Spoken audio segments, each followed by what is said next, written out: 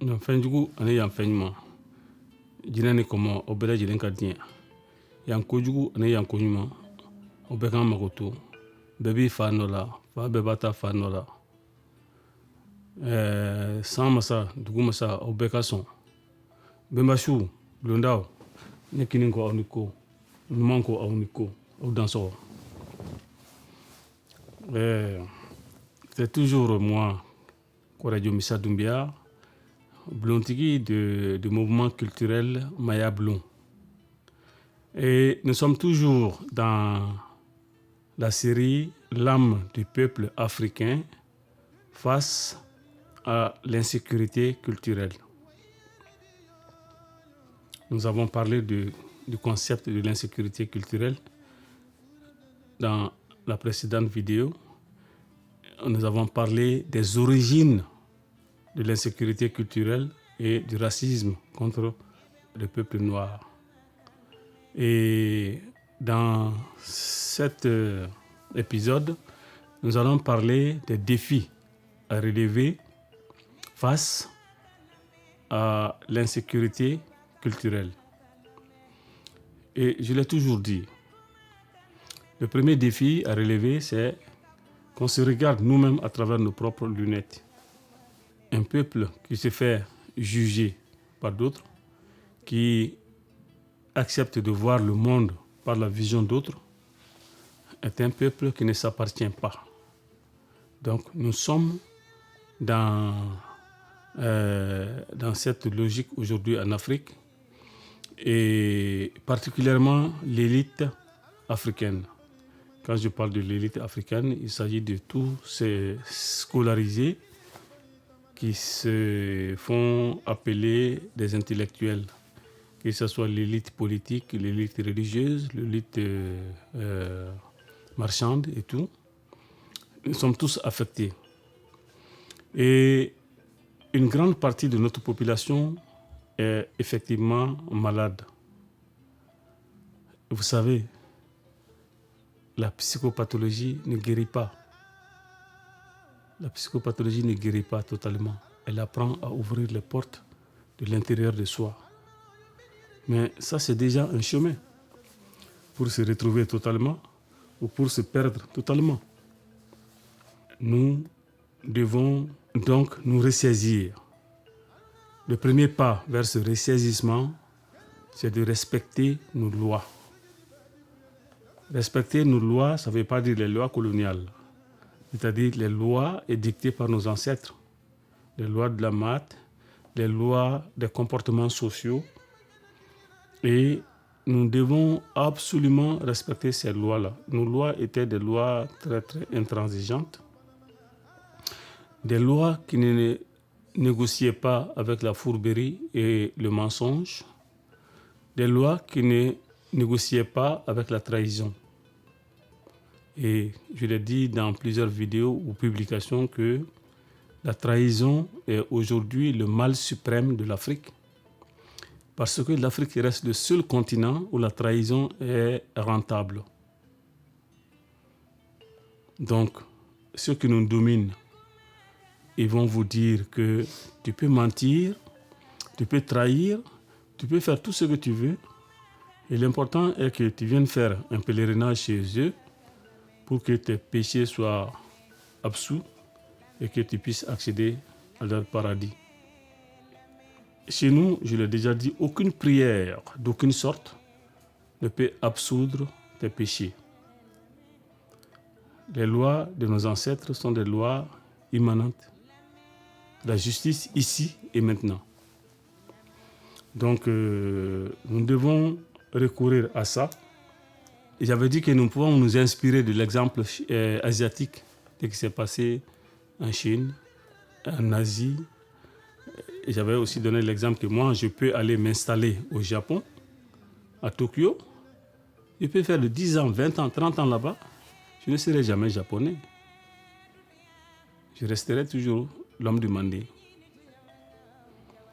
Alors, donc, vous qui êtes dans la diaspora, vous pouvez vivre votre africanité étant même étant dans la diaspora, même étant sur les terres de déportation, nous avons vu les Chinois vivre leur identité, mais vivant en dehors de leur pays. Puisque pour diverses raisons, les Africains ont été obligés de quitter l'Afrique pour aller s'installer ailleurs. Certains ont été déportés, d'autres ont fui la misère, d'autres ont fui les répressions politiques. Et pour diverses raisons, d'autres sont partis pour les études. Pour diverses raisons, les gens se sont retrouvés à l'étranger. Donc vous êtes les ambassadeurs de l'Afrique. Et je l'ai dit, le monde, ils appellent ça le carrefour des civilisations. Et quand on va au carrefour des civilisations, chacun a son sac à dos. Et dans le sac à dos de chaque peuple, il y a sa culture. Dans le sac à dos de chaque peuple, il y a sa tradition. Nous ne devons plus porter le sac des autres. Nous devons porter nos propres sacs, notre propre sac. Et je l'ai dit, si vous avez des comportements exemplaires là-bas, vous serez des modèles. Parce que l'Afrique a beaucoup de choses à apprendre au reste de l'humanité. Vivez votre africanité, comme je l'ai dit, où que vous soyez. Que vous soyez en Afrique, en Europe, en Asie, l'Africain dit toujours bonjour.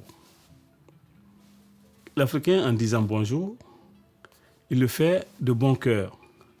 Je sais que dans certains pays, ils sont trop pressés, ils n'ont même pas le temps de se dire bonjour, mais vous, en tant qu'Africain, il faut toujours dire bonjour. C'est ça, votre sac à dos dans le carrefour de l'humanité. Et à force de le dire et de sourire avec eux, ils vont l'apprendre. Dans votre sac à dos, vous devez avoir des éléments clés de votre culture, notamment la tradition spirituelle africaine qui est une tradition de proximité, une spiritualité de proximité. Donc, nous, on commence par notre papa, notre maman, nos grands-pères, nos grands-mères, etc. et on monte. Mais parmi vous, combien sont capables de remonter à plus de 3 générations, c'est-à-dire le père de leur grand-père et en montant? Combien d'entre vous sont capables de citer des auteurs africains, des philosophes africains? Pourtant, quand vous voyez dans les thèses de doctorat des Africains, vous allez voir des grandes citations des savants européens, des savants asiatiques, des savants arabes, mais aucune citation d'un savant, d'un philosophe africain. Est-ce que dans votre village, il n'y a pas de philosophe? Est-ce que dans votre village, il n'y a pas de savant? Voilà, pour apporter leur citation, leur vision du monde à ce carrefour de la civilisation. Et on a vu que nous sommes l'origine. Les Africains ont un concept qui a été pris par eux, mais qu'ils ont transformé. Vous devez remettre les choses dans l'ordre chez eux. Quand on va en Europe, quand on va chez les Blancs, quand ils sont contents, dans les banquets mondains, dans les restaurants, ils prennent un verre rempli de boissons et puis ils disent « Un toast à votre santé, un toast à votre santé ». Mais l'Africain ne doit pas dire ça. Quand je les vois faire ça, eh bien, je rigole sous cap. Parce que d'où vient ça? Ça vient d'un concept africain qui est en fait un événement triste. Ça veut dire la dernière calebasse d'eau avant le départ.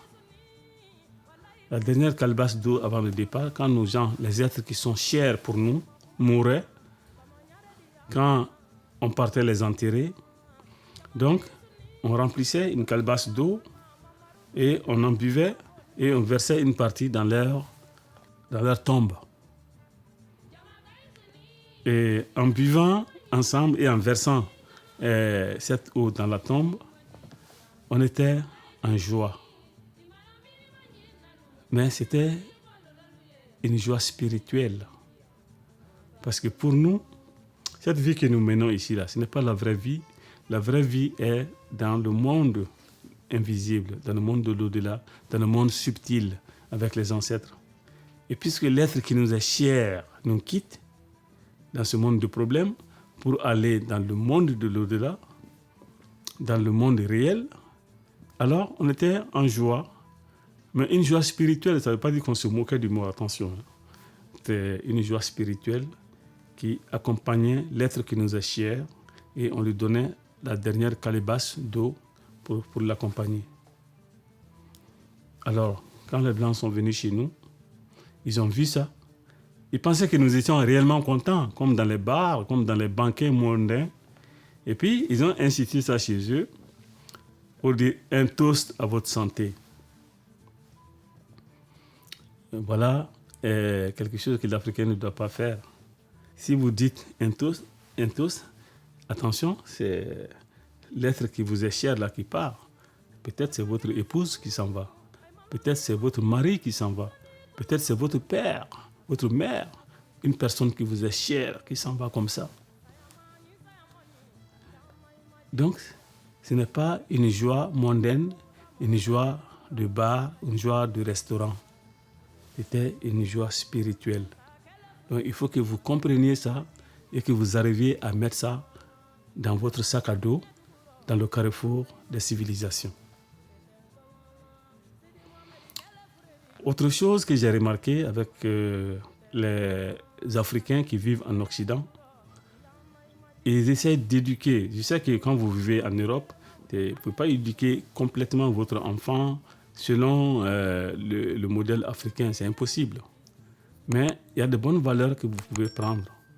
Et j'ai vu en Europe, en Amérique, beaucoup d'Africains, à la moindre chose, ils forcent leurs enfants à dire « dis merci, dis merci ».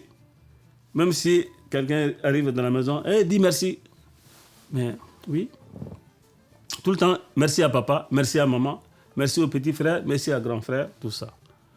Bon, vous devez comprendre que les remerciements entre parents et enfants n'existent pas dans la tradition africaine. Quand un enfant apporte de l'eau à boire à sa mère, la mère n'a pas à lui dire merci. Quand la mère prépare à manger et donne à ses enfants ou à son enfant, l'enfant n'a pas à lui dire merci. Elle a fait son devoir et c'est son devoir de nourrir son enfant. C'est son devoir d'acheter des habits et donner à l'enfant. L'enfant n'est pas tenu de lui dire merci. C'est son devoir d'inscrire l'enfant à l'école, de lui acheter ce qu'il veut, sans que l'enfant ne soit obligé de vous dire merci. Ce merci entre enfants et parents n'est pas dans la tradition africaine. De la même chose, quand votre enfant a les moyens et que le parent est dans le besoin, l'enfant est tenu de secourir son parent. L'enfant est tenu de supporter ses parents financièrement, matériellement. Et le parent n'a pas à dire merci à son enfant parce que l'enfant est dans son rôle. Il est dans son devoir social de venir en aide à ses parents qui sont dans le besoin. Donc, si vous êtes là-bas, vous pouvez obliger votre enfant à dire merci, mais sachez quand même que ce n'est pas africain. Vous êtes en train d'inculquer un comportement occidental à votre enfant. Or, nous disons que face à l'insécurité culturelle, nous devons avoir le contenu de notre sac à dos. Et là, je suis en train de vous énumérer les contenus de notre sac à dos. Donc, c'est ça. Ensuite, en plus de tout ça, je vous ai dit que notre tradition spirituelle, la spiritualité africaine est une spiritualité de proximité. C'est une spiritualité de proximité, ça veut dire que nous vénérons d'abord nos propres parents, notre maman, notre papa, ensuite notre grand-papa, notre grand-maman, les arrière-grands-papas, grand-maman, etc., du côté paternel et du côté maternel. Parce que nous sommes venus à l'existence à travers ces parents, ces ancêtres-là. les parents, ses grands-parents, etc., jusqu'aux aïeux. Nous sommes venus à l'existence à travers eux. Et si les religions coloniales disent que Dieu est omnipotent, s'il est vraiment omnipotent, il pouvait faire parachuter chaque individu sur le sol directement, sans passer par qui que ce soit. Et s'il nous a fait venir à l'existence à travers une longue chaîne humaine, si nous voulons retourner au même créateur, nous devons retourner par cette même chaîne-là. C'est comme en électricité. Le courant vient du générateur vers un récepteur et il retourne au générateur par le même fil.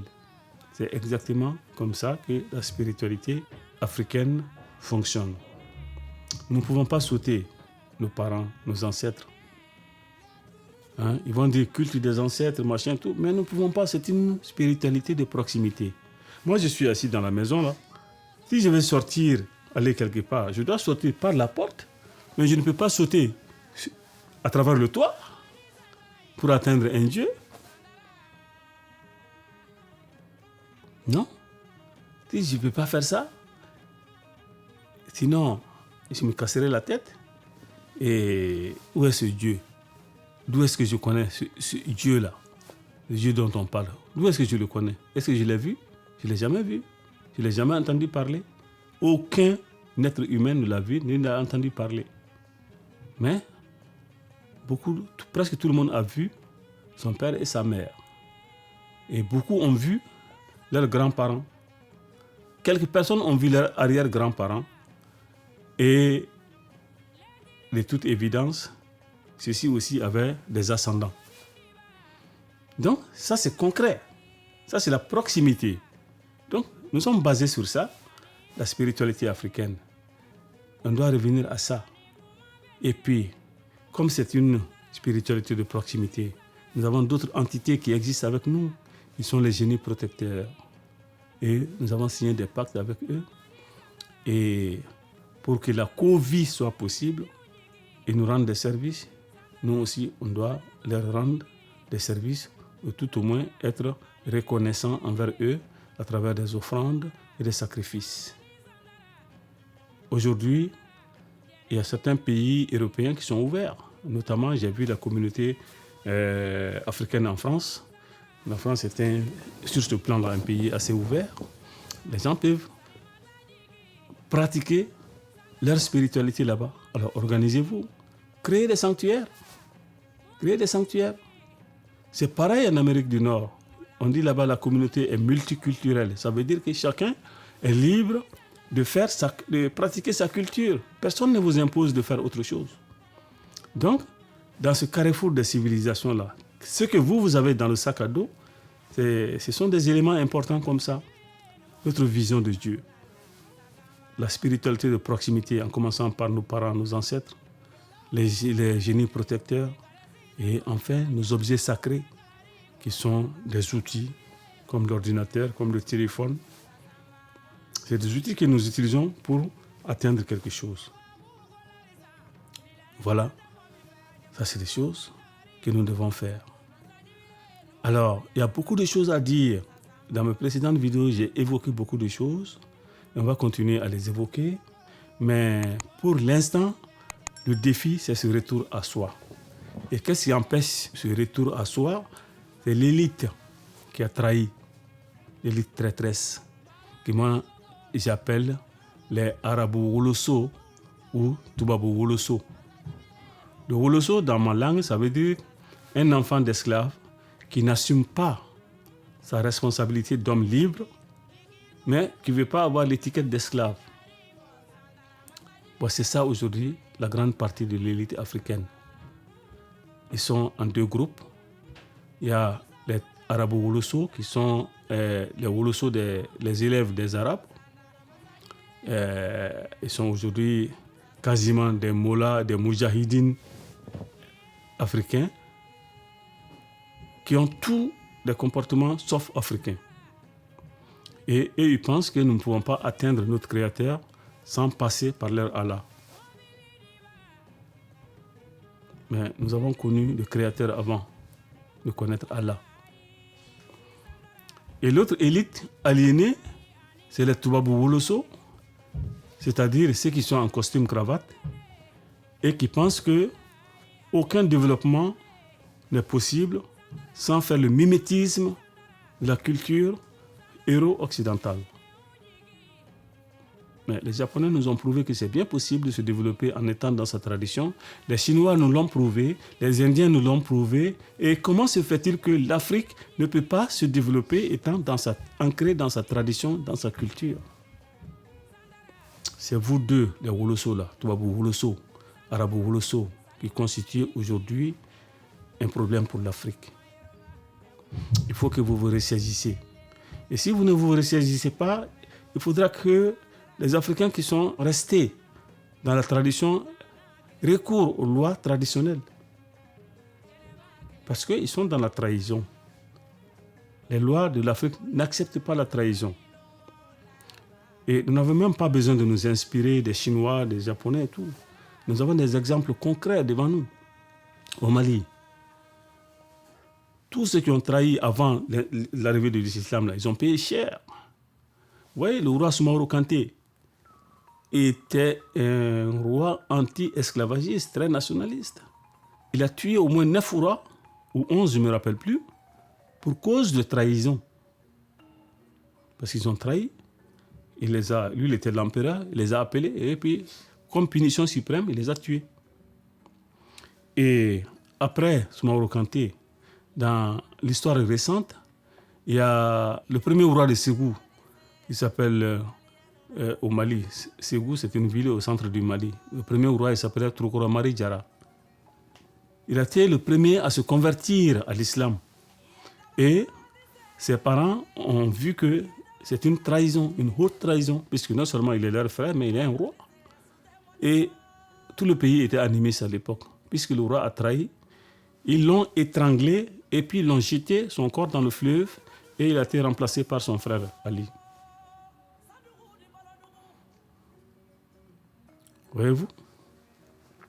Même traditionnellement au Mali, quand un roi, c'est-à-dire un dirigeant, quelqu'un qui dirige la destinée d'un peuple trahissait, on apportait l'étoffe, ce sont ses propres frères qui apportaient l'étoffe et ils partaient l'étrangler pendant la nuit pour qu'il ne trahisse plus.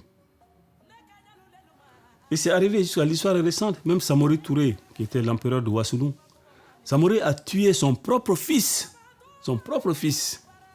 pour cause de trahison. Et chez les Akans, chez d'autres peuples d'Afrique, un roi qui trahit, on lui donnait un signal et le seul choix qu'il avait, c'était de se suicider. Il faut se faire harakiri avant que la peine ne tombe sur toi.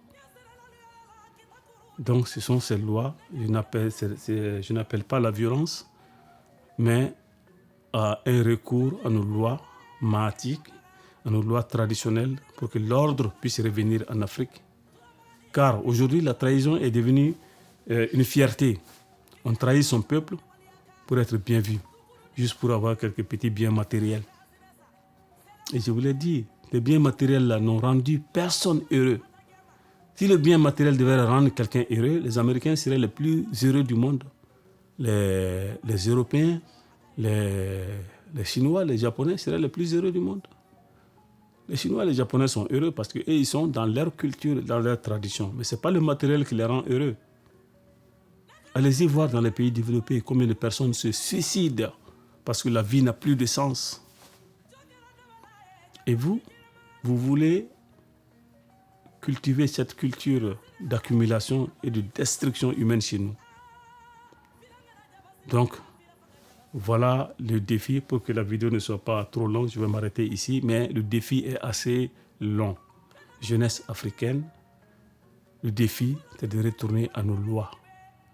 Je ne parle pas des lois écrites dans vos constitutions, je ne parle pas des lois dans vos tribunaux coloniaux, je parle des lois africaines, des lois véritablement africaines, des lois organiquement africaines, c'est-à-dire les lois de la MAAT. Je m'arrête là pour aujourd'hui et je vous souhaite une bonne compréhension. Et comme d'habitude, la parole est inflammable comme l'essence. Si ma parole a blessé, si ma parole a offusqué, si ma parole a été injuste, je vous demande pardon. Pardonnez-moi au nom des ancêtres méritants. À bientôt. Et n'oubliez pas d'aller sur la chaîne YouTube de Korejo Missa Doumbia. Sur la chaîne YouTube, nous allons continuer ces discussions-là. Les autres épisodes vont venir. Et aussi, il y a la page Facebook Korejo Missa Doumbia et la Tradimodernité à Mayablo. Plus évidemment, mon mur personnel qui est actuellement saturé. Donc, à bientôt, chers amis. Nous allons continuer sur YouTube, sur ma page, sur ma chaîne YouTube. À bientôt. Bonne soirée ou bonne journée selon où vous êtes.